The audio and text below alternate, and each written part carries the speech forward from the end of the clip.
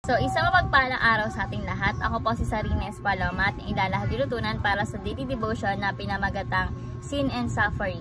So, yung scripture po natin ngayon is 2 Corinthians chapter 4 to 17. And sinasabi na, for our light and momentary troubles are achieving for us an eternal glory that far outweighs them all.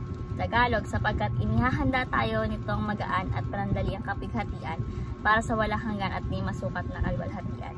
So, yung katuruan po natin ngayon is, number 1 is, God created Adam and Eve as good and free. So, binigyan tayo ng Diyos ng kalayaan. Binigyan ng Diyos ng kalayaan ang mga tao upang gumawa ng mabuti. So, katulad nila Adam and Eve, binigyan ng Diyos ng kalayaan para gumawa sila ng mabuti. Pero nga, nagkaroon pa rin sila ng kasalanan kasi hindi sila marunong sumunod sa Diyos. So, God created Adam and Eve as good and free. Next, God allowed suffering for His greater glory. So, sinasabi dito na pinapahintulutan ng Diyos ang mga pagsubok. Yes, upang tayo ay lumago sa pananampalataya at magkaroon ng mas malalim na pag-asa sa Kanya. So, sinasabi dito na yung mga problema dumarating sa atin is may permission niya ni God, no, bago ibigay sa atin. Kasi doon sa bibigyan niyang pagsubok sa iyo is doon ka matututo. And especially lalapit ka sa Kanya. Kasi kapag hindi mo na kaya, di ba, lalapit ka na sa Kanya. So, ayun yung gusto ni Lord God, na lumapit tayo sa Kanya. Sa Kanya tayo unang lumapit kapag tayo yung nagkakaroon na pag tayo nasa point na hindi natin kaya, no? Ayun yung gusto ni Lord God, kaya inaalaw niya yung pagsubok na dumating sa atin. So, God allowed suffering for His greater glory. Next, God gave Jesus to bear the penalty for sins. So, sa pagdating ni Jesus, no, ipinakita ni Lord ang Kanyang pagmamahal, no, sa pamamagitan ng pagkasakripisyo para sa kaligtasan ng tao. So, grabe magmahal ng Panginoon. Kasi, mismong anak niya, na walang kasalanan, walang kaalam-alam, isinugo niya. No, pinagkatawan niyang tao para ipako sa krus at pagbayaran yung mga kasalanan natin. So, talagang, doon pa lang, is pinapakita na ng Diyos, ni Lord, kung gaano niya tayo kamahal. No, kung gaano niya kamahal yung mga anak niya. So, ayun nga, sa pamamagitan nun, is isukli natin yung pananampalataya at paggawa ng mabuti. No? Kasi wala tayong kasalanan eh. Imbis na tayo mag-suffer, yung anak niya nag-suffer. So, talagang grabe magmahal ng Panginoon. Kaya God gave Jesus to bear the penalty for sins. Next, application.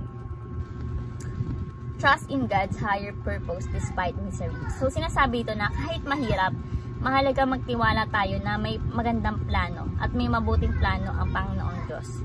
No, halimbawa, kapag nakaharap tayo sa problema, maaari nating idalangin na magtiwala tayo sa plano ni Jesus Christ at huwag tayong sumuko basta-basta. Kasi may permission niya ni Lord God. Yung pagsubok sa'yo, may permission niya. Yung problema na nakaharap, may permission ni Lord God. So, ang gusto niya is lumapit tayo sa Kanya. At syempre, huwag tayong sumuko. No? Magtiwala lang tayo sa Kanya. So, trust in God's higher purpose despite misery. Next, trust God's ultimate justice will prevail. So, sinasabi ito na sa tamang panahon, magtatagumpay ang katarungan ng Diyos. Halimbawa, kapag may nakita tayong kawalan ng katarungan sa mundo, maniwala tayong ayusin ni Lord Jesus yan sa huli. Kasi si Lord God nakakalam ng lahat eh. Siya na nakakalam at lahat. Kaya, siya lang din ang may alam kung paano ayusin yung katarungan na yon. So, trust the God's ultimate justice will prevail. Ang kailangan natin is magtiwala lang talaga sa Kanya. And last is, trust in God's internal wisdom and plan. So, sinasabi dito na, si Lord is may plano na lampas pa sa ating pag-unawa. Halimbawa, kahit hindi natin agad nakikita na yung resulta ng ating pag-isikap, manalig lang tayo kasi tayo yung may layunin eh. No?